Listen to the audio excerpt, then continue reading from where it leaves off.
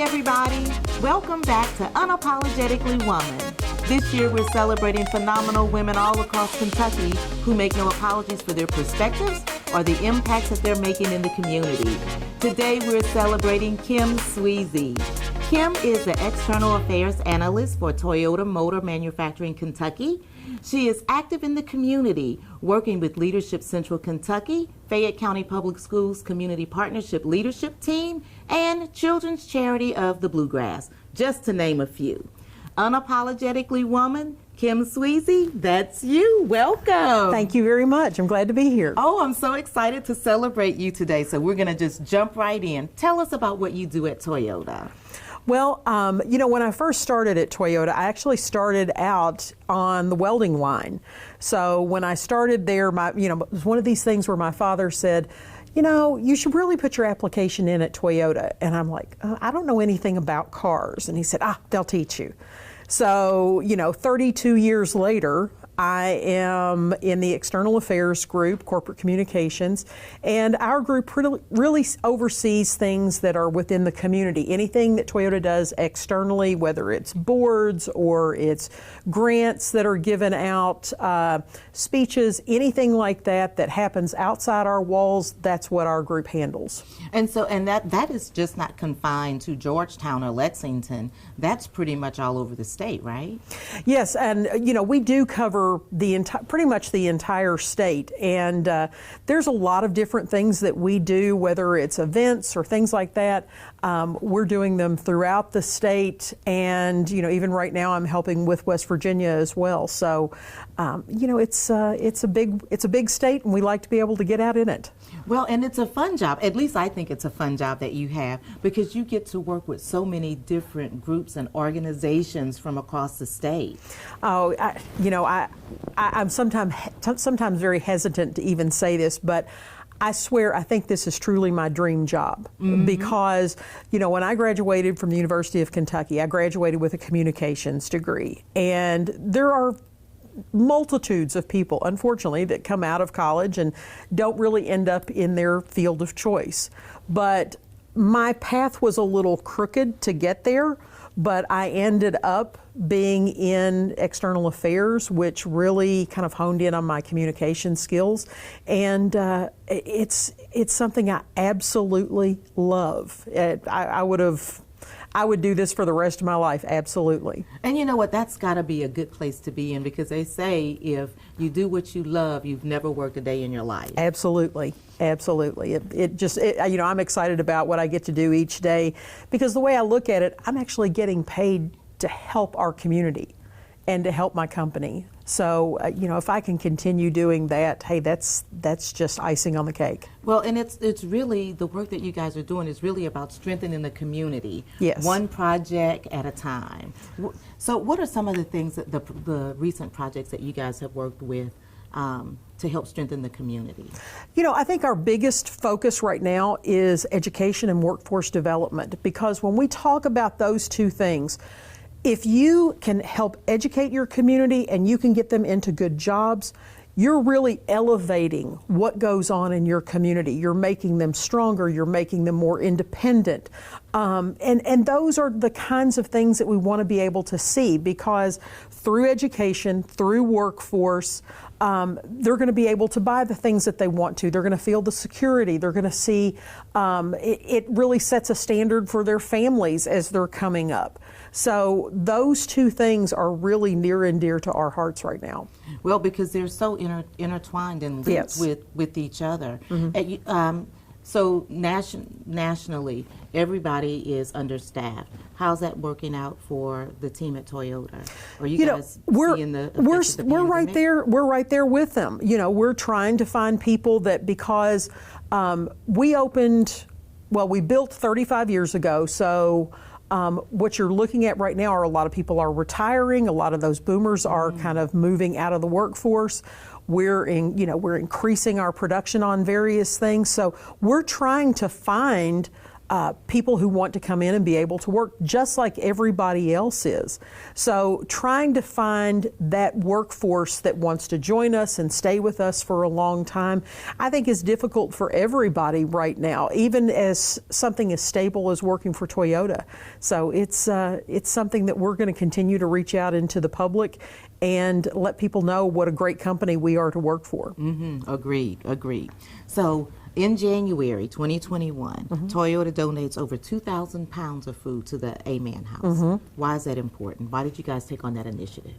You know, there were a couple of things going on. That was obviously during pandemic time. That was during a time that our team members could not get out and volunteer on their own. But there were the issue of food instability was out there. A lot more people were using food banks more than ever. We saw those huge lines.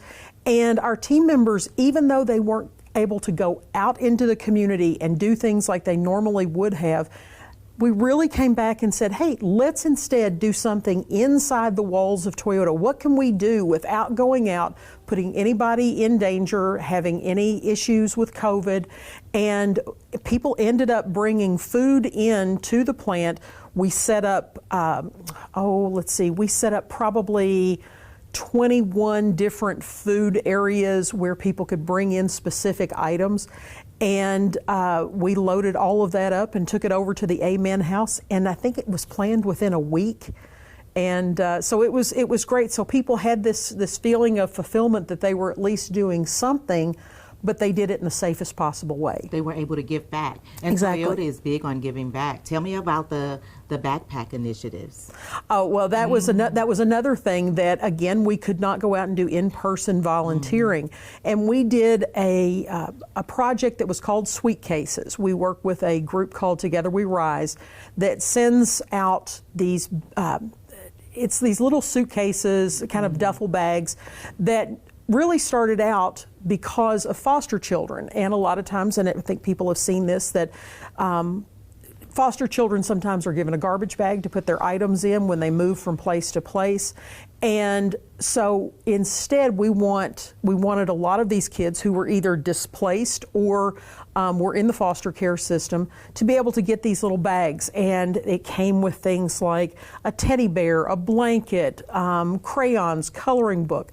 But the other great thing is we took this initiative and we had about 600 team members over the course of, let me think, it was probably over maybe a shift and a half that we brought all of them together, and we started almost a conveyance line, an assembly line. Know, right? That's right. We did exactly that, and we learned so much from it because they set it up Toyota style to make it as quick as possible. But the other thing was that our team members who were very artistic, and some who weren't so artistic, it's either way, but they were able to draw on those sweet cases, and they did some great artwork on them to personalize it. And then once all those were finished, we had 3,000 of those completed, and we had them packed up, and we sent them to over 30 organizations throughout the Commonwealth. And it again went to all those kids, and we were just so happy to be able to do it. Again, something that we were able to do safely, but we're able to give back. And that's not the only thing. What about the mask? Oh, well, see, you guys have been busy. We did nonstop. That was one of the very first things. There was a point where we had to, we had to shut down for a little while, like everyone else. We shut down for a period of time. But the very first thing that we started thinking was, okay, how can we? And this is the word everybody hates, pivot, and try to be able to help those around us. So, so many of our team members who are so incredibly talented, they are just, their wheels are always turning of things that they can do. But they started creating masks and face shields. And they worked with some of the different university hospitals, getting the appropriate dimensions and all of the things that were needed, and ended up making face shields. And those, I would say we sent out almost over 500,000 of those throughout the United States, and almost I would say almost all of them, maybe about, I'd say at least 75% of those came out of the plant at the Georgetown site. That's good stuff. That is, it was. And it was just, during that time when there was not a lot of PPE available, and people were just glad to be able to get them. Absolutely. Yeah. Okay, so that's not all. You've been a busy woman. That's not the only thing that you do. You also, at Toyota, you led and coordinated the United Way employee campaign. Talk to us about that. I did that for many years. One of the things that I really enjoyed, I was a United Way giver myself, and being put in that position in our in the external affairs group, we oversaw the United Way program, and one of the things I loved was being able to get out there and tell my story about being a United Way giver, because I think that's one of the things. If you're going to ask people for money, you have to be a giver yourself, and to be able to speak with passion about things that United Way was doing. And we would go out and have classes with our team members and talks with our team members, bring United Way folks in to be able to talk about that. But we've at Toyota have actually been givers to United Way since the first year we opened in 1988. So wow. So it was a great thing to be able to do. And the other thing is, it got me involved with a lot of team members that I don't normally get to see. We have nearly 10,000 people walking in and out of our gates every single day. So sometimes people will say, "Oh, do you know that person?"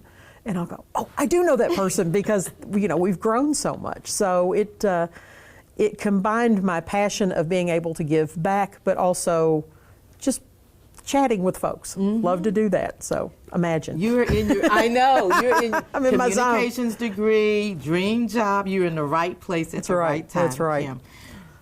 But you're involved, you talked about the boards that you're on, or you alluded to them earlier. Talk to me about some of the boards, because I know that you're a board chair right now. I am. Right now I'm the board chair for Baptist Health Lexington. I've been on the board there for, probably 5 years now, and now I'm the board chair, which really means a lot to me. In the very beginning, I'll tell you, when I was asked to be on that board, it meant so much to me because I was born at Baptist Health. Oh. Back then it was Central Baptist, but being the chair of the board at the hospital that you were born in really means a lot. And so it's been extremely interesting for me to learn the medical side of things. I mean, I am certainly no doctor, and we have just amazing doctors and staff from the administrative folks to the people who work in the cafeterias and just the nicest people in the world. And to be affiliated with something like that is just really very, very interesting, and a lot to learn. I thought we had a lot of jargon at Toyota. The hospitals have it even more. So much more. That's right. But that's not all you do. You spend a lot of time uplifting women. Why is that important to you? I think it's one of those things, we've talked about kind of the see it, be it type situation. I look at people who I work with that I want to be able to say, this person can do this as well, because the more that we can really talk to people, impart some of the knowledge, talk about the mistakes that we've made, how we've gotten away from those mistakes. And being able to give insight, I think, is always a way to be able to lift people up. But the other thing is really taking note. When you see somebody do something great, don't just, oh, well, that was a good thing. Tell somebody else about it. I always like to be able, if I see somebody, a coworker, or I see somebody that I've worked with on a project, to be able to see something great that they did, I want to make people aware of that. And I've looked at some of the ladies who have been on this little broadcast. Oh my gosh, the names that are on there that are just are superstars, and I mean just superstars in their own right. And I just find it amazing. So the more we can talk about each other and see where we can make a difference, if nobody, what was it, Dolly Parton said, if nobody else is going to toot your horn, you might as well, Toot, toot. Yeah, that's right, that's right. Kim, I hear you're a cool cat. Tell us about that. Oh my gosh, when I was in college, one of my jobs to make some money to help with tuition and things, I started out at the Lexington Ice Center when they first opened so many years ago. But one of the jobs that they gave me was I was the cool cat, which was the mascot for the Lexington Ice Center. And there were various things. I would do things for birthday parties, but also if they had, Were you on skates going around? You know, the I ring? did have to learn how to skate a little bit. I did not know how to skate coming into that. And I will still say I'm not a great ice skater, but for some reason I did learn to balance at least enough when I was in that cool cat costume. I think the hardest thing was we did an aerobic workout, because at that time the Ice Center also had an aerobics thing with it, and we did a fundraiser that had an aerobic workout, and I had to do that in that costume. And I have always had the greatest the greatest respect for people who have to do this, like on football fields. And when I see the UK cat doing their push-ups and things like that, I thought, oh Lord, I could not do that again. But it was fun, because little kids love you when you're in costume. They do love They just you. want to come and hug you.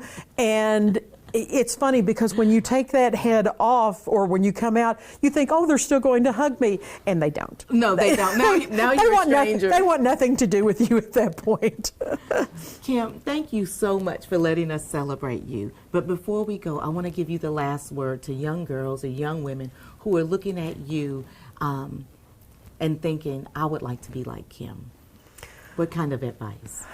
You know, it's funny because the advice that I got from my father a long time ago was, you've got a mouth, use it. And, he told me that, and I think I have taken that probably to the nth degree.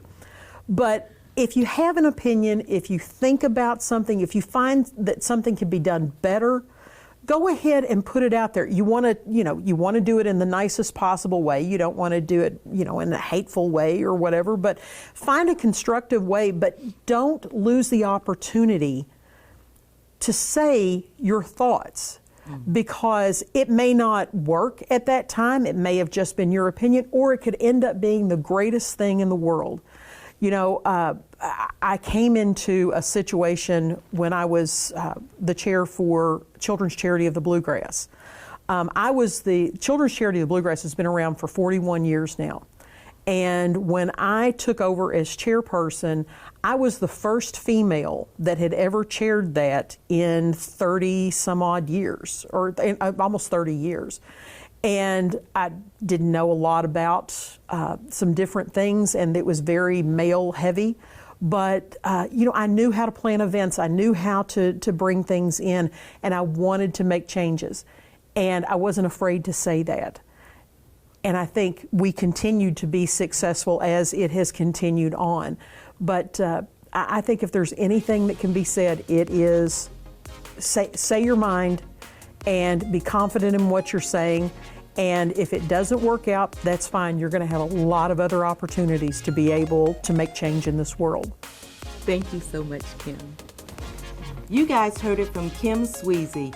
Don't be afraid to use your voice. And continue to join us as we celebrate other phenomenal women just like Kim across Kentucky who are making a difference and an impact in the community. I'll see you next time.